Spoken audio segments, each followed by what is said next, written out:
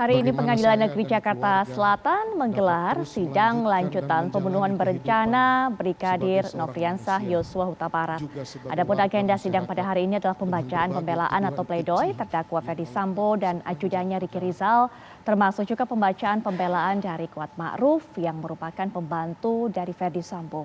Dan diketahui dalam sidang sebelumnya jaksa memberi tuntutan penjara seumur hidup kepada Ferdi Sambo. Kemudian untuk Riki Rizal, Kuat Ma'ruf, dan Putri Chandrawati masing-masing tuntutan 8 tahun penjara. Apakah kemudian pembelaan Kuat Ma'ruf, Riki Rizal, dan Ferdi Sambo ini akan mempengaruhi majelis hakim sehingga hukuman akan menjadi ringan? Seperti apa pembelaan mereka dan bagaimana pendapat para kuasa hukum, termasuk juga kuasa hukum dari almarhum Brigadir Yosua, kemudian juga kuasa hukum. Tapi nanti kita akan dengarkan kuasa hukum dari Kuat Ma'ruf dan juga nanti kita dengarkan dari pengamat hukum pidana. Sebelumnya kita akan lihat terlebih dahulu data fakta mengenai nota pembelaan terdakwa kasus pembunuhan berencana Yosua, Riki Rizal, ajudan Ferdi Sambo. Ini yang menjadi pembelaannya tidak pernah merencanakan bahkan memiliki niat membunuh Yosua, tidak mengetahui rencana pembunuhan Yosua. Kemudian bagaimana dengan Kuat Ma'ruf, mengaku tidak ikut dalam perencanaan pembunuhan Yosua, mengakui dirinya bodoh, mudah digiring opininya dalam proses pemeriksaan. Ini juga merupakan sopir pribadi dari Putri Chandrawati dan menyatakan bahwa tudingan persekongkolan dengan Ferdi Sambo untuk menghabisi Yosua tidak terbukti. Dan berikutnya ini dia Ferdi Sambo menolak pengakuan Richard tentang perencanaan pembunuhan di Saguling dengan cara memberikan perintah menembak.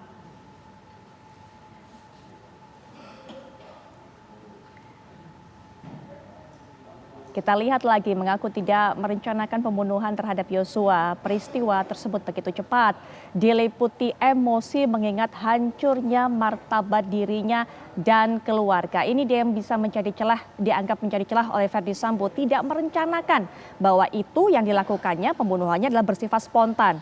Karena emosinya meledak pada saat itu. Kemudian juga meminta majelis hakim membebani resiko hukum atas pembunuhan Yosua kepada dirinya. Baik, proses pembelaannya disampaikan oleh para terdakwa ini memang termasuk dalam seni berperkara di pengadilan. Kita tahu bersama bahwa apa yang disampaikan oleh para terdakwa ini diharapkan bisa menggugah hati hakim dalam menurunkan vonisnya tadi atau dalam menjatuhkan vonisnya nanti. Sehingga kemudian dia bisa mendapatkan lebih ringan dari apa yang dituntutkan oleh jaksa penuntut umum.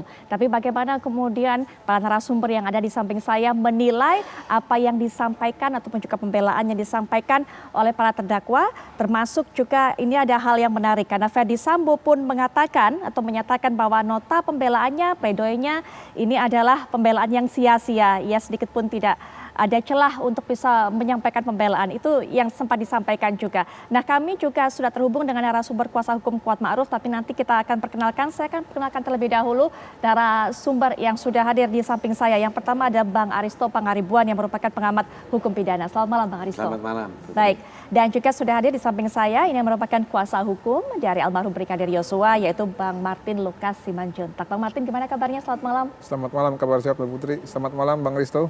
Baik, dan juga saya akan perkenalkan, ini merupakan kuasa hukum Kuat Ma'ruf, yaitu Pak Irwan Irawan. Selamat malam, Pak Irwan Irawan. Selamat malam, Mbak. Baik, kita akan langsung saja mendengarkan cerita terlebih dahulu dari Pak Irwan Irawan. Kita memang sudah mengetahui tadi mendengar langsung bagaimana proses persidangan, apa yang disampaikan pembelaan terhadap Kuat Ma'ruf. Tapi mungkin dari Pak Irwan Irawan sendiri yang langsung berinteraksi dengan Kuat Ma'ruf bisa menjelaskan kepada masyarakat apa yang menjadi keyakinan dari Kuat Ma'ruf ini dan juga apa yang kemudian disampaikan intinya yang diharapkan bisa menggugah dari majelis hakim. Silakan Pak Irwan. Ya, jadi pada prinsipnya pledoi kami itu tadi itu bisa memberikan gambaran secara utuh. Ada beberapa poin yang kami sampaikan, di antaranya itu terkait dengan pengamanan senjata yang dilakukan oleh Riki Rizal. Ya, Kuat Ma'ruf sendiri tidak mengetahui prosesnya. Kemudian ada proses juga dialog antara Richard, Riki di lantai 3 Saguling, yang sama sekali tidak tersampaikan juga informasi tersebut ke Kuat Ma'ruf, dan kemudian kaitannya juga dengan apa yang disampaikan Pak Ferdi dalam beberapa keterangannya kepada si Elizar bahwa kejadian di Magelang sudah dikonfirmasi ke Kuat Ma'ruf itu sama sekali tidak benar dan dibantah secara tegas oleh Kuat Ma'ruf, termasuk kaitannya dengan ketika Kuat Ma'ruf disampaikan membawa pisau dari Magelang ya, dari Magelang ke Saguling. Nah itu sudah disampaikan alasannya kenapa dia membawa pisau, karena dia untuk menjaga diri karena sempat terjadi perselisihan antara dia dengan Joshua di Saguling. Nah informasi itu yang kita sampaikan lewat pledoi, ada 14 poin lah yang kami coba paparkan kaitannya dengan tuntutan jaksa. Menurut kami dalam proses persidangan itu tidak ada fakta persidangan yang mengarah kepada diketahuinya proses yang akan terjadi di Duren 3. Nah, karena dakwaan jaksa dalam dakwaannya menyampaikan bahwa Kuat Ma'ruf mengetahui. Nah, sementara ada beberapa hal yang kami coba gali di persidangan, ternyata terbukti bahwa Kuat Ma'ruf sama sekali tidak mengetahui akan adanya peristiwa yang terjadi di Duren 3, penembakan yang Duren 3 menyebabkan Joshua menjadi korban. Nah, hal itu yang perlu kami paparkan dalam pledoi kami tadi. Demikian Mbak, Baik. yang kami bisa sampaikan Ya, sementara. Bang Martin mungkin bisa diberikan tanggapan bahwa Kuat Ma'ruf dalam pledoinya juga memberikan informasi, memberikan pernyataan bahwa dia tidak mengetahui apapun mengenai kasus pembunuhan ini, tragedi apapun ini. Ya, itu kan versi Kuat Ma'ruf ya. Betul. Dan versi penasihat hukumnya. Namun kan sebenarnya kalau kita berbicara mengenai hukum pidana, apa yang disampaikan oleh Kuat Ma'ruf ini kan hanya mengikat bagi dirinya sendiri, ya, dan tidak dapat dimintakan pertanggungjawaban, punya denial lah. Nah, namun yang jadi permasalahannya apakah kita bisa mempercayai apa yang disampaikan oleh Kuat Ma'ruf atau kita lebih mempercayai apa yang disampaikan oleh jaksa penuntut umum berdasarkan bukti-bukti yang sudah disajikan di depan persidangan. Kuat Ma'ruf itu kalau dibilang dia bawa pisau ke Saguling karena takut, saya yakin dia tahu bahwa senjata Joshua sudah disarm gitu ya, sudah dilucuti oleh Ricky, diduga atas perintah orang ataupun diduga atas inisiatif sendiri gitu ya. Nah, kalau dia sudah tahu bahwa senjata itu sudah dilucuti, buat apa lagi dia bawa pisau? Dan kenapa pisaunya tidak dilucuti oleh Ricky? Lalu tadi ada hal yang menarik ya. Di dalam pembelaan yang disampaikan oleh Kuat Ma'ruf mengatakan bahwa dia tidak punya kesamaan kehendak dan juga tujuan untuk terjadinya perampasan nyawa Joshua. Dan dia bodoh dan dia tidak memiliki niat jahat sehingga tega menghabisi nyawa orang yang baik padanya. Yang saya lucu gini loh, kenapa dalam kesempatan pembacaan pledoi dia mengakui bahwa Joshua baik, namun di saat yang lain ya dalam keterangan yang bersangkutan dia mengatakan bahwa Joshua ini orang yang bukan baik-baik saja. Di mana itu? Dia mengatakan bahwa jangan ada duri dalam rumah tangga. Itu yang pertama. Yang kedua, dia berusaha mempercayai walaupun dia dalam kapasitas ini tidak memenuhi sebagai saksi sesuai dengan pasal 184 KUHP yang melihat dan mendengar dan mengalami sendiri mengenai suatu tindak pidana peristiwa khususnya pemerkosaan. Namun dalam hal ini sikapnya dan juga berdasarkan fakta persidangan dari keterangan saksi-saksi yang lain mengatakan bahwa dia justru orang yang membenci Joshua. Nah, bagaimana bisa di dalam pledoinya di saat terdesak dia mengatakan Joshua anak orang yang baik. Saya melihat bahwa mungkin ini upaya untuk menggait simpati publik ya. Untuk mengatakan bahwa Kuat menyesal. Namun kan penyesalan dilihat dari apakah dia mengakui kesalahannya atau tidak. Dan apakah dia mau berkata jujur. Kalau saya lihat sih ya sama aja. Yang bersangkutan masih merasa dirinya tidak patut untuk dipersalahkan. Tapi ya itu hak yang bersangkutan.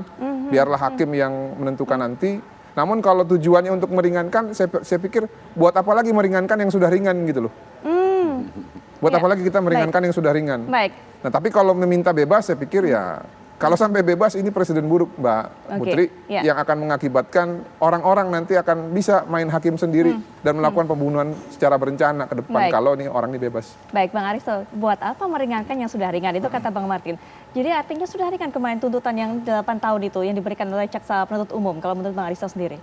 Jadi kalau kita lihat konstruksinya kan memang Kuat Ma'ruf ini kan sebenarnya dia pasal 55 ya, dia bukan pasal 56 ya. 55. Sama-sama 55. Memang kalau sama-sama 55 itu memang relatif ringan ya. Tapi yang tahu betul kan itu jaksanya. Ya apa saja, kemudian dia yang memeriksa, dia yang bukti-bukti. Tapi kalau kita lihat konstruksinya secara general, Kalau dia 55, artinya dia peserta, bukan pembantu. 56 itu pembantu. Peserta itu yang satu ada seumur hidup, kemudian ada Eliezer itu 12 tahun ya. 12 tahun, ya dia 8 tahun itu dia ringan. Kalau kita lihat Eliezernya yang menjadi justice collaborator 12, kemudian Kuat Maruf 8, Ricky Rizal 8, kemudian Putri 8, ya itu relatif ringan dalam konteks itu secara general. Tapi gini, saya ini kan topiknya mau membahas tentang pledoi Sambo nih ya, bela diri dan pledoi juga Kuat Maruf, Ricky Rizal dan lain-lain. Jadi gini, saya membahas pertama secara general, secara sederhana sih pledoi itu apa sih? Sebenarnya kan persidangan ini kan lomba ya, perlombaan untuk meyakinkan hakim, karena hakim yang pegang palu.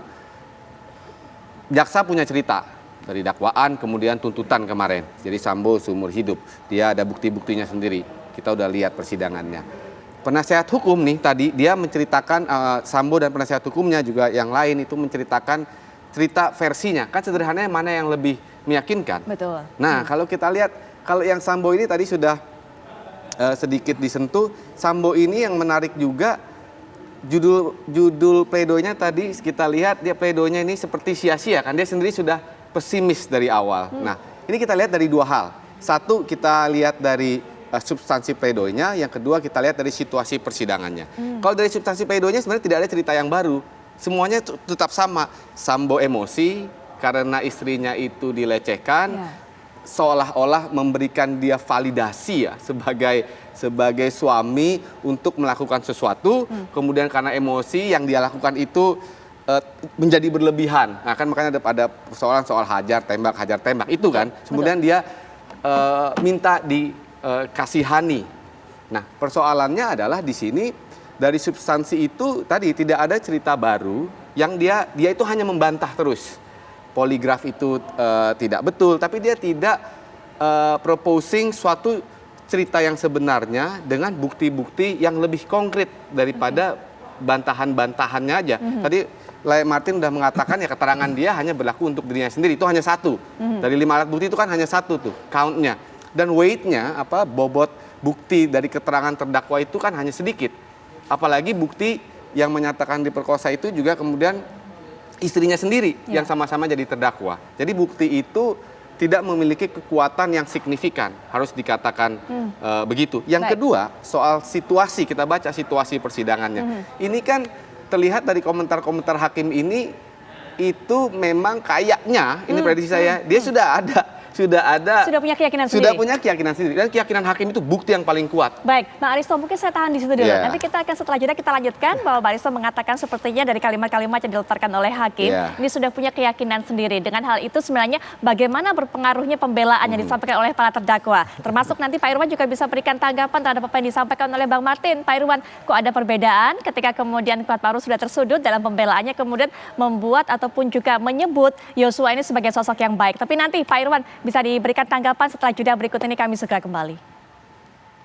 Sejak awal saya ditempatkan sebagai terperiksa dalam perkara ini, beragam tuduhan telah disebarluaskan di media dan masyarakat. Seolah saya adalah penjahat terbesar sepanjang sejarah manusia. Saya telah dituduh secara sadis melakukan penyiksaan terhadap almarhum Yosua sejak Magelang. Begitu juga tudingan sebagai bandar narkoba.